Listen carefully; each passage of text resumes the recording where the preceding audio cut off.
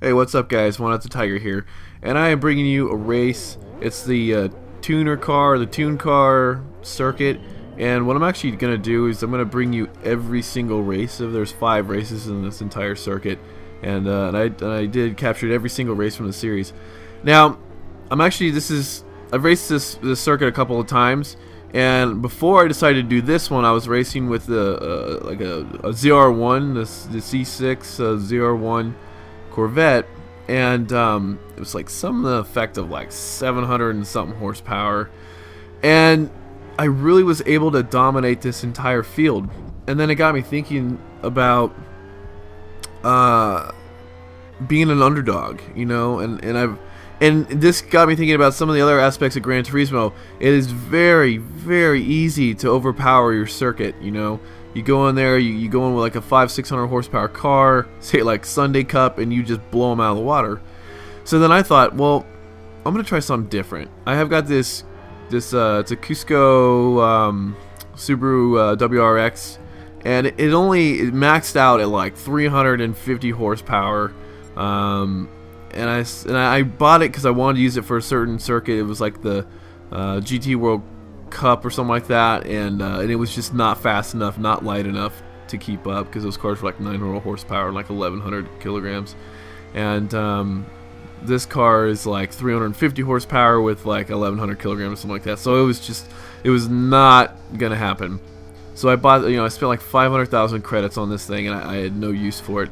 So then what I decided to do is I said, you know what, I've got a tuner car, and some of these cars are like this one, where they're like race equipped, and they have the racing modifications done to them. And then some of them, like you saw, that the RUF is just an RUF, And so what got me thinking about doing this little series is that I want to show, if even as an underpowered vehicle, if you're a good driver and you drive clean lines and you're smart about how you're driving, you can win. You can win a circuit. I don't win every race in the circuit. I think I placed second on Daytona or something like that. It's been a couple days since I recorded these, but this car, I quickly realized that that if I'm gonna win these races, I'm gonna have to beat them in the corners. I'm gonna have to make headway and put some distance between myself and the other guys in the corners.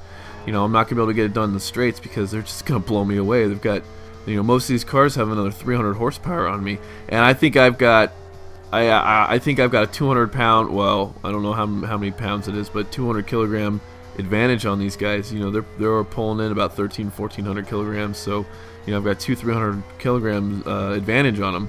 So there are some things that I can do. I get around on the corners, pretty quick through the corners, getting out to the straights. But when I get into the straights, these high horsepower cars, they catch me pretty quick, and that happened to me in this race a couple of times. And so, I'm doing everything I can to make sure I can pull up and compete with these guys. And this car ahead of me, we go at it for a while, and he's sort of my nemesis in the entire series.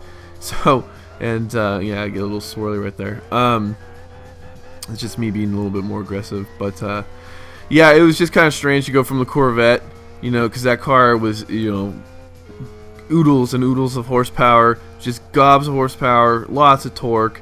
I think I just had the street soft tires on, or no, well, they're like the sport soft tires, and it just wasn't cutting it. So to go from that to a lighter weight, less horsepower car with racing soft tires, it was definitely a change. Plus, switching back from left-hand to right-hand drive, it got me a little bit. And then there's something about the Subaru I've noticed, it's very squatty. You can't really see all that far. It sounds weird because the Corvette's pretty squatty too, but yeah, you can't really see that far. But anyways, you'll see what happens. But let me cut the grass here.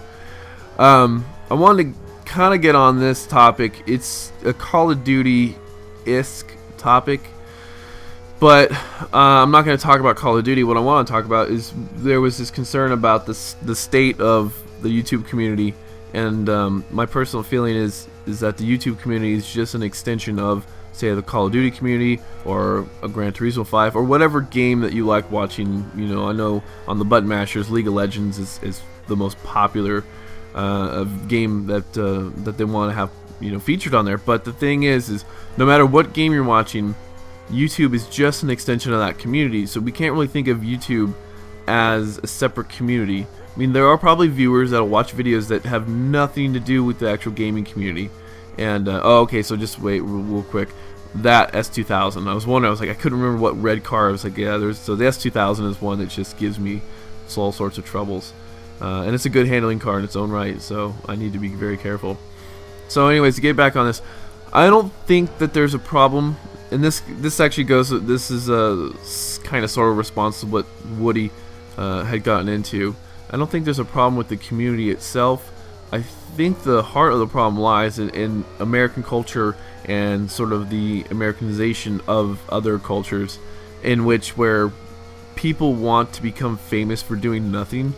You look at reality TV shows, you look at American Idol, I think the British Idol, whatever they call it, Superstar or something like that, and even to a certain extent people in I guess you can call them characters on YouTube, like that guy Fred.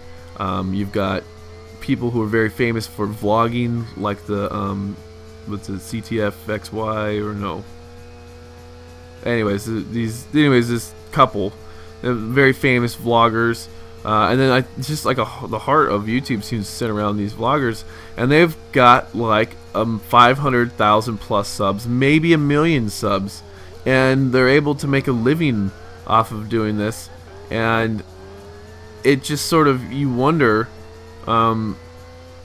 like, why, you know, you just sort of scratch your head. It's like they became famous off of making videos on YouTube. Now here's the thing, this is what is at the heart of the Call of Duty community, and that's, I think, the problem, is that I imagine these people who are now famous, or quote unquote famous, for making YouTube videos, their goal was not to set out to go get famous. They probably started doing YouTube because it was fun, because it would be something new and fresh, and I doubt their ambition was to get famous and get big.